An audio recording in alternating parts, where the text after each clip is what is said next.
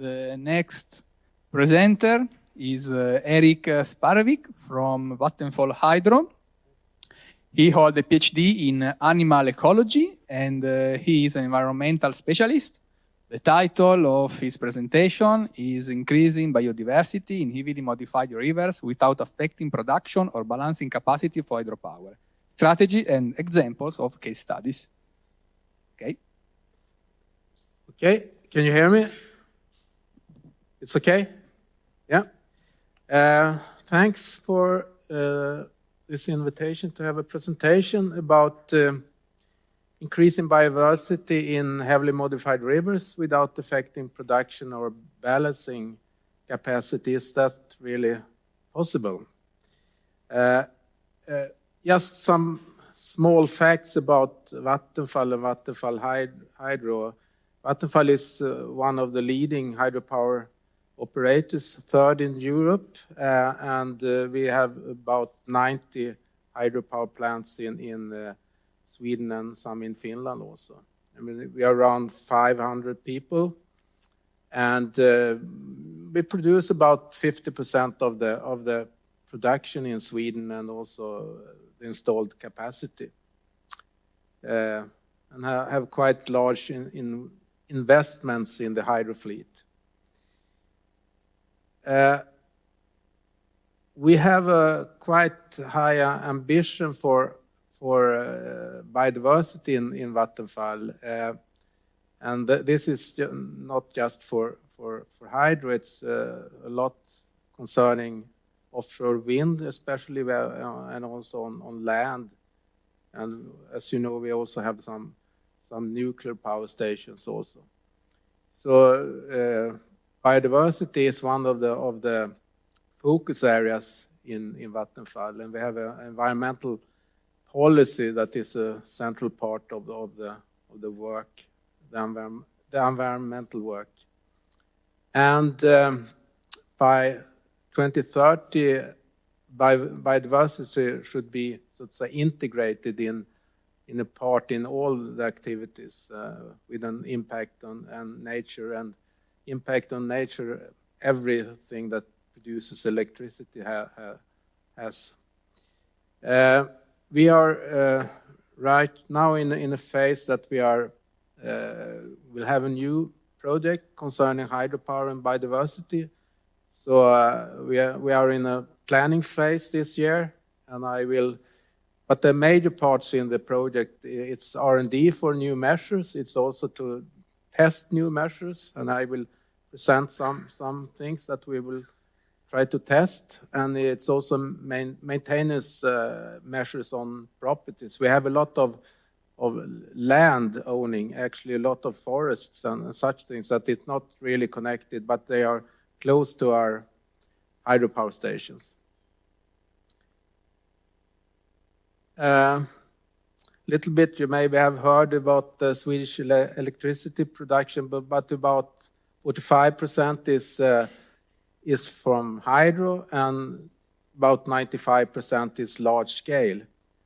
And the demand for hydro, and mainly for both for production and balancing, is increasing because we have a lot of wind coming into the system, not so much solar, but mainly wind. And to fulfill these demands that you have heard for the Water Framework Directive, we had there is a revision of hydropower licenses. And most of Vattenfall's hydropower stations, they are large scale, and they are situated in heavily modified rivers. And therefore it's important to find measures to increase biodiversity, but without affecting so much production and balancing capacity. Yes, hydropower and heavily modified rivers. I mean, large-scale hydro have made major changes, and some of the changes are listed here. You have seen the pictures before. On the upper one is from the river Vindelälven, and the lower one is from the river Umeälven that is heavily regulated, but Vindelälven is one of Sweden's national rivers, so it's not affected. Yeah, we have. I will show some. We have some effects it has, but not in the real river. But as you see here, there is a lot of things that so to say is affected from hydropower, and especially maybe for large scale hydropower. And the hydropower in Sweden is not really like the Norwegian one, because we have, so to say, trapped.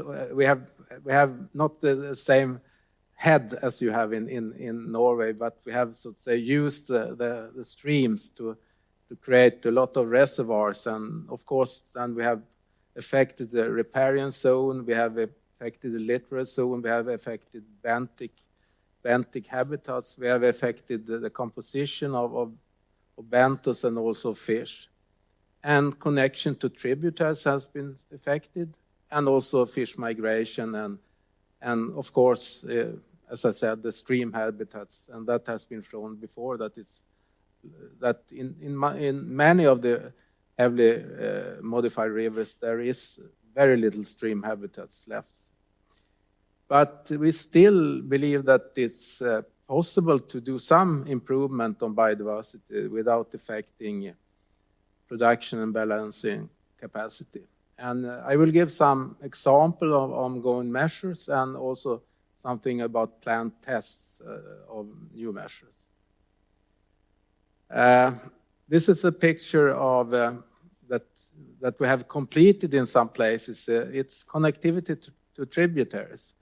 And as you see, you use, the problem is that the tributaries can be quite important for reproduction, for habitats for grayling and trout, but these tributaries has been, the connectivity have been reduced because of these seasonal low and high water levels in the reservoirs.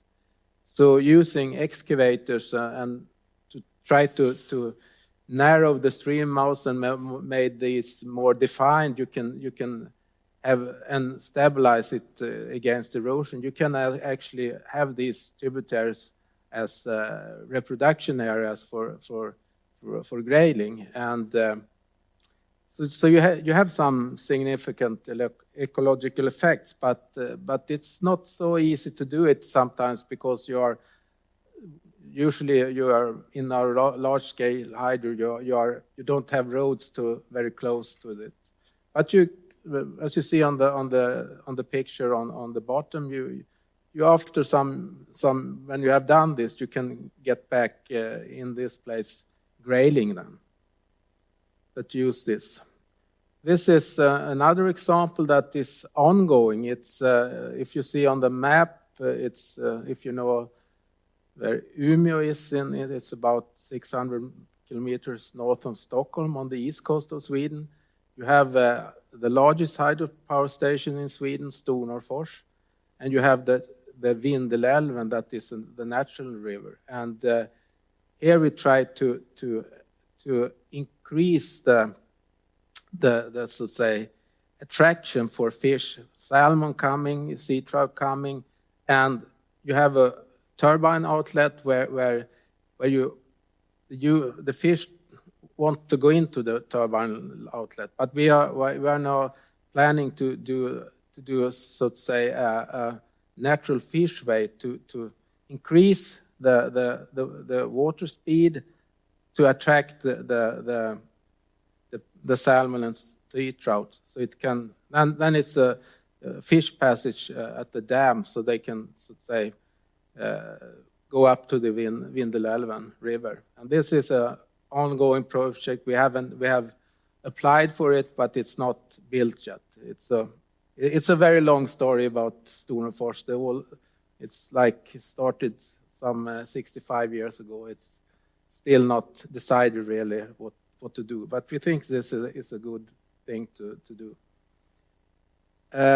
This is also an ongoing measure. It's in the river Luleälven, that is the river in Sweden that produces the most electricity, and this is a restoration of a you have the, so to say, the flow, but you don't have the, so to say, the possibility for stream habitats and spawning areas. So we are trying to adapt the overflow dam and to adapt the river to the reduced flow and create more habitats for fish and riparian zone with floodplains. And this is a project that we also have applied for, but it's not still done.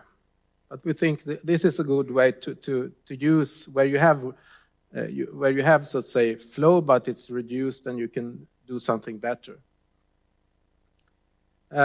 This is something that we are thinking of, new measures, habitats for stream living fish in outlet channels. I mean, we have a lot of these kind of channels that are not so good for fish, but we think, but you have sort of flow, you have water velocities and so, and but you don't have the habitats. And we think we are trying to do some tests of this to create these kind of habitats and to see if it's something that can be used. We have, of course, a lot of such stream of such outlet channels, but they are not suitable for fish and for benthic invertebrates as they are now. But we think it's a possible way to use this and to do something better. This is reservoirs. We have a lot of hydropower reservoirs. A lot of them, I mean, both in the mountain areas and also in the, so to say, forest part of the rivers. And they are very crucial for large-scale hydropower. They are, so to say, the battery in the regulated river, and it's gradually emptied during winter. And as you see on the figure there, figure A, that you have the problem that when you have the highest water level and the lowest water level, then you have a degradation of littoral habitats and benthic habitats, and that's of course not very good. We think it's possible to find places where you can, so to say, do some actually measure some overflow dams to have this, I mean, areas, and quite large areas. We have looked a little bit that it's not just 1 hectare, you can have maybe 50 or 60 hectares and to do something to have these impoundments when you have this low water levels, so you can get back some littoral habitats with water, and this is something that we will try to test in some places. We haven't decided yet where to test this, but it's something we will do in the future. Then some conclusions. We think it's actually possible to do some and test some new measures, and it's needed to find something. Of course, there is a lot of other things that you can do concerning fish passage, e-flows and so, but this is something that we think we want to test this. And in the hydropower reservoirs, the focus is to restore riparian, benthic and littoral habitats, and in stream habitats is to improve connectivity and restore habitats. Okay, thank you. Thank you. Thank you very much.